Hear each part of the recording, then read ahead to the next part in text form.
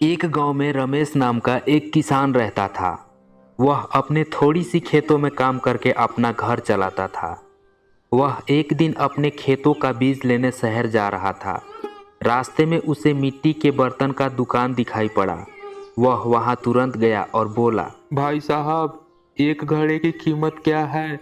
बता दो, मुझे एक घड़े लेने हैं।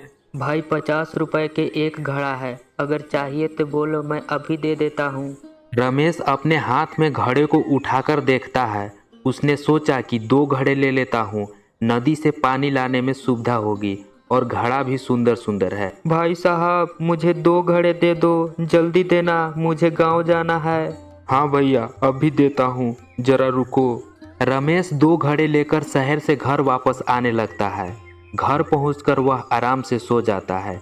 अगले दिन सुबह उसने दोनों घड़े को रस्सी की सहायता से डंडे में बांधकर नदी में पानी लेने चला जाता है। वह दोनों घड़े में पानी बारी बारी से भर देता है और घर वापस आने लगता है।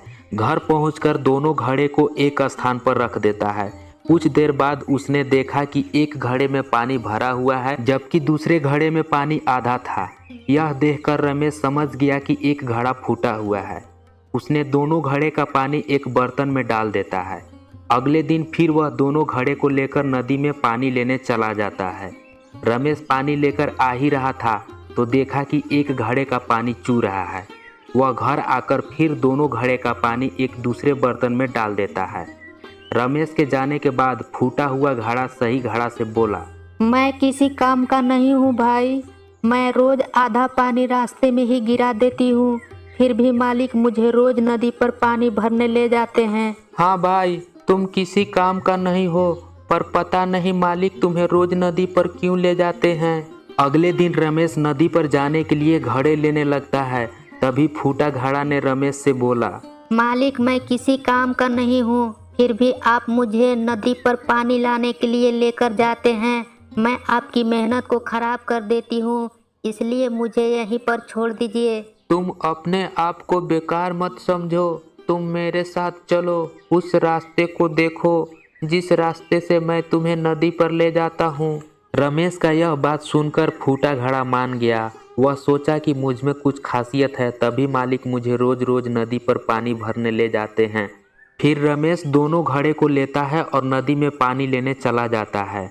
आते समय फूटे घड़े ने रास्ते में देखा तो उस रास्ते पर बहुत सारे फूल का पौधा लगे हुए थे और उस फूटे घड़े का पानी फूलों के पौधे पर गिर रहा था। फिर वह सोचा कि लगता है मेरे ही पानी से यह फूल के पौधा विकसित हुआ है। फूटा घड़ा यह सब देखकर खुश हुआ, लेकिन जैसे ही घर पहुंचकर देखा तो उसके अंदर पानी आधा हो गया। वह फिर दुखी हो गया। रमेश ने घड़े को उदास देखते हुए कहा, तुम बेकार नहीं हो, तुम बड़े ही काम के हो। जब मुझे पता चला कि तुम फूटे हुए हो तो मैंने फूलों के बीज लाकर रास्ते में बो दिया। तुमने जो रास्ते में आते समय फूल देखा वह सब तुम्हारे गिरे हुए पानी से उगे हुए हैं, और देखो तुम्हारी वजह से मुझे फायदा भी हो रहा है। मैं इन फूलों को बाजार में ले जाकर बेच देता हूँ। मुझे इन फूलों से अच्छी कीमत मिल जाती है और घर का खर्चा भी चलता है। यह बात सुनकर फूटे घड़े को महसूस होता है कि मैं भी बेकार नहीं हूँ, मेरा भी कुछ लाभ है। इस कहानी से हमें यह सीख मिलती है कि कोई भी चीज़ बेकार नहीं होती, हमें उसकी उपयोगिता और अच्छाई को ढूंढकर निखारनी चाहिए। चैनल पर पहली बार हो तो सब्सक्राइब कर लीजिएगा, क्योंकि मैं इसी तरह का हिंदी स्टोरीज, मोरल स्टोरीज इस चैनल पर अपलोड करता रहता हूँ।